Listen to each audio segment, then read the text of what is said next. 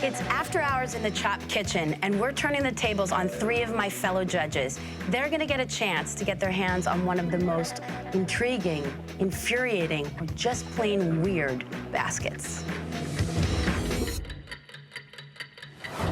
So, Chris, Marc, and Aaron, since we're the judges and the authorities on this show, I think we really gotta turn this basket into something magical. You've got pink beans, the Latin tomato-based sauce starter sofrito, coconut candy bars, and striped bass. We saw some serious issues from our competitors, our valiant, brave competitors who tried very hard to avoid stuff like soggy fish, too much spice, and portions that were completely out of control. Can you guys make some good stuff with this? I'm ready to go, Alex. Can we see some serious judge power? Done. Fantastic, because your time starts now. Get out of my way.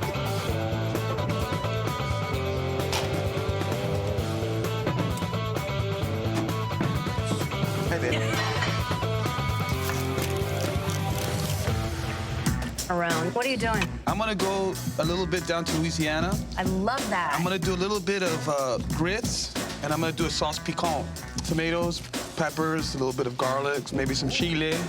Aaron, you know what I love? We're getting to see that other side of you. You don't just have Mexican cuisine under your belt, but you also have that New Orleans foundation that's so dear to your heart. Ooh, delicioso, delicioso. Mark, this is how you fillet a fish, okay? Mark, just so you know. They don't come like that already done, all right? Aaron, I'm so glad your lessons last night paid off.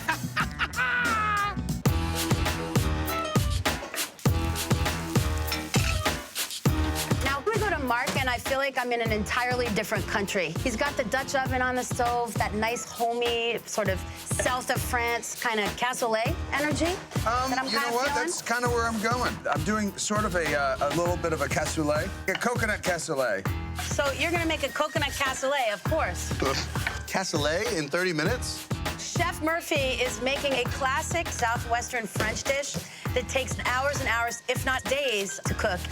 The perfect dish to try and make in just 30 minutes. Hello, fishy, fishy. Chris, what are you making? Because this is like completely different. Well, it reads like a Latin basket, but I think that that's not what Chop is about. It's about going in a different direction. So I'm actually gonna go in a Thai direction. Thai coconut soup with lemongrass, ginger, the coconut center from the chocolate candy bar. Yum. Behind you, puppy. Hang on, I'm very busy. Hang on, I'm very busy. I'm very busy. What a bad man you are, And bro. Chris, it's easier because this way oh, what happened there? What's going on? Chinga. Watch all your hatchets. I think Aaron was trying to get by.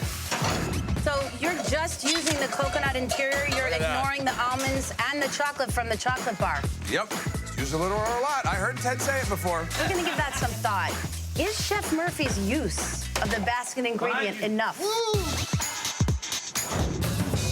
So I kind of like checking out what they're doing when they're not here. Chris is off getting plates. Maybe it needs a little salt and pepper or something. You never know. I mean, I would just be helping him out. Behind. Hi. Hi. Guys, you have 5 minutes left. Time to start plating. What am I doing down here?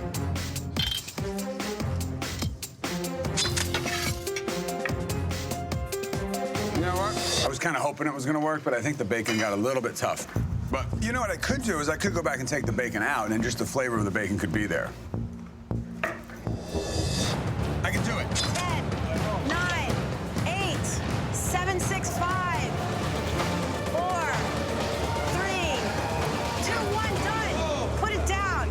It's over, guys. Hold on. Whoa, look at fancy pants over here. Huh? Look at that. Excuse us for existing in the same world as you, bro. Ooh.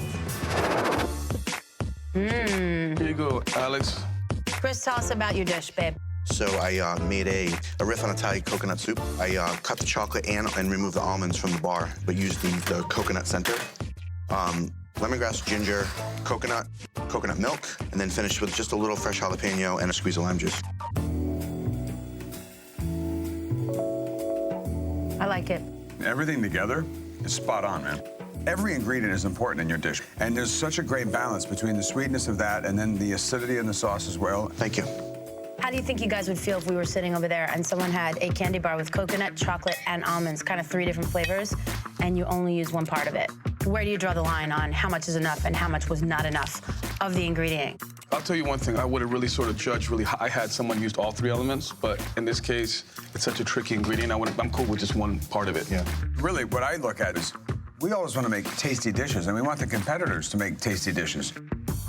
If you don't isolate the part that you want to use and you add the chocolate and the almonds, and as a result, your dish suffers, that to me is a lack of finesse. Okay. All right, so Mark, tell us what you made, and don't ignore the pink elephant in the room. All right, well, what I did was exactly what Chris did. I took the chocolate and the almond off, and honestly, I buried it in my beans.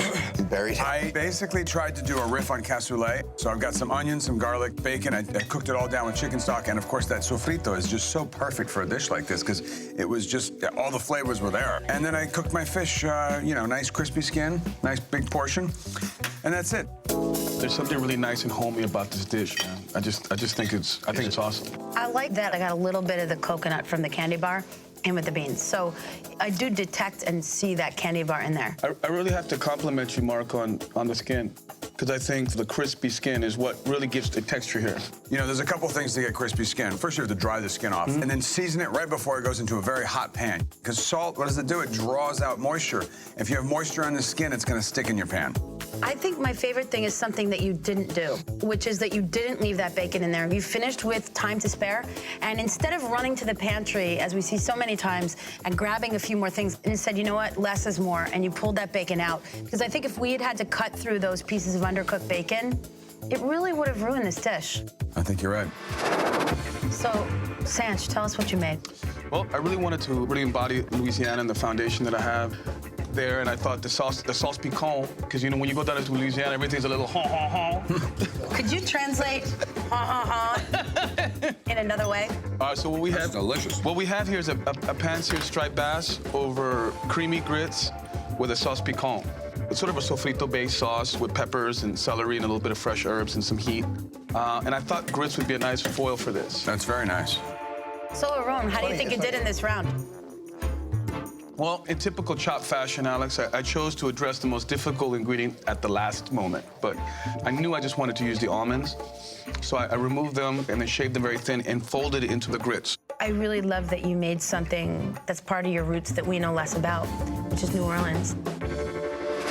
I thought you guys did an amazing job. I can't believe how many cultures you respectfully represented with your choices. Just amazing to see your style come out in these dishes. Great job. Thank you. Thank you. I think we should do this for a living. If you want to see more of how the mind of the judge works when unleashed on chopped baskets, go to foodnetwork.com/chopped.